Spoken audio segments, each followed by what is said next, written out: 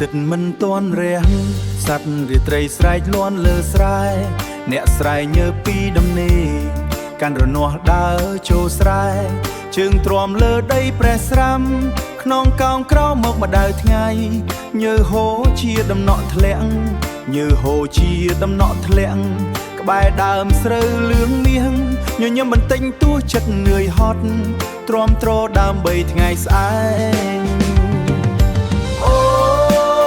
ជីវិតអ្នកស្រែលំបាកពេញជាខ្លាំងណាស់ភ្លៀងមុនរដូវឬរាំងស្ងួតយូរត្រូវទ្រាំទឹក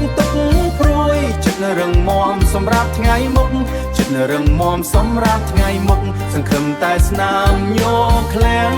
បេះដូងពេញដោយកម្លាំង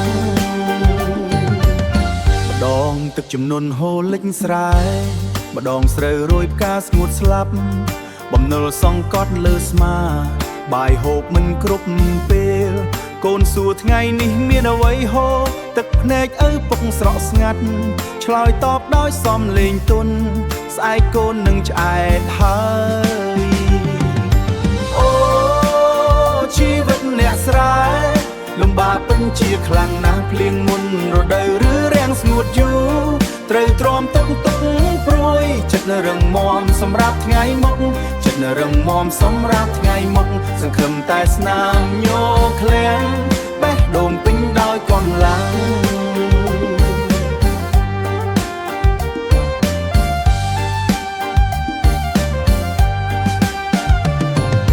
ជីវិតលំបាកប៉ុន្តែមិនចាញ់ចិត្តនៅតែសង្ឃឹមដីជាម្ដាយស្រូវជាជីវិតនាំពន្លឺមកថ្ងៃក្រោយអូជីវិតអ្នកស្រែទុកលំបាកមិនដែលចប់តែពួកគេនៅតែញញឹមពេលឃើញស្រូវលឿងពេញវាលសូមឃើញស្រូវលឿងពេញវាលសូមគោរពអ្នកស្រែទាំងអស់អ្នកបង្កើតអង្គក៏ឲ្យជាបើគ្មានពេកទេតើយើង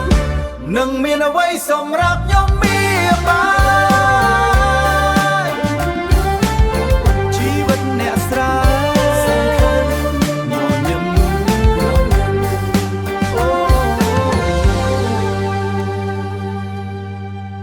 ជីវិតដូចឆ្នាំមើ